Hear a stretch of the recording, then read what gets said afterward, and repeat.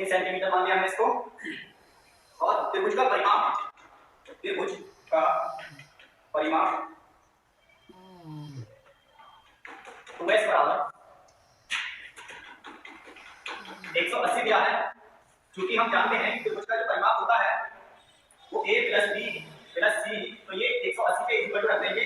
यहाँ से क्या होगा, प्रत्येक भुजा हमारी a है तो हम एक भुजा उसकी फाइंड कर लेंगे अर्थात उसकी जो भुजा है वो है कितनी।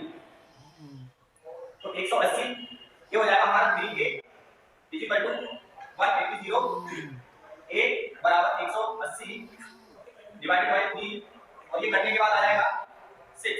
तो a बराबर हमें मिलेगा 6। अर्थात हमें ये पता चल गया कि उस त्रिभुज की जो भुजा है वो प्रत्येक भुजा 60 सेंटीमीटर की है। और यहाँ से हम त्रिभुज का अर्ध परिमाप भी ज्ञात कर लेंगे।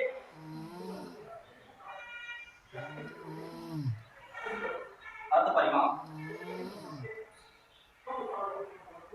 2s बराबर 180 है तो s बराबर जो हो जाएगा 180 बाई 2 s बराबर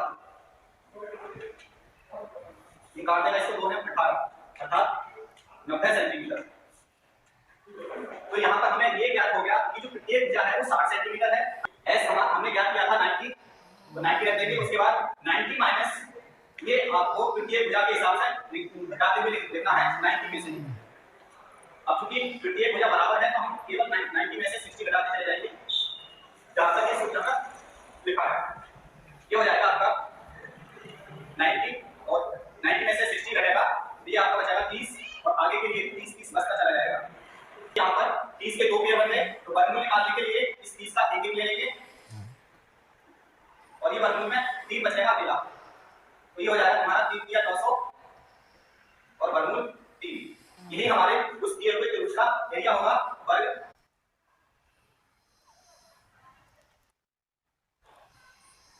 ये सेंटीमीटर मान लिया हमने इसको। और त्रिभुज का परिमाप, त्रिभुज का परिमाप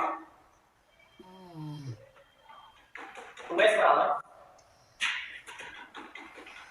180 दिया है। चूंकि हम जानते हैं कि त्रिभुज का जो परिमाप होता है वो a plus b plus c, तो ये 180 के इक्वल रख देंगे। यहाँ से क्या होगा, प्रत्येक भुजा हमारी a है तो हम एक भुजा उसकी फाइंड कर लेंगे अर्थात उसकी जो भुजा है वो है कितनी। तो 180 ये हो जाएगा हमारा 3a इक्वल टू 180 a बराबर 180 डिवाइडेड बाय 3 और ये करने के बाद आ जाएगा 6। तो a बराबर हमें मिलेगा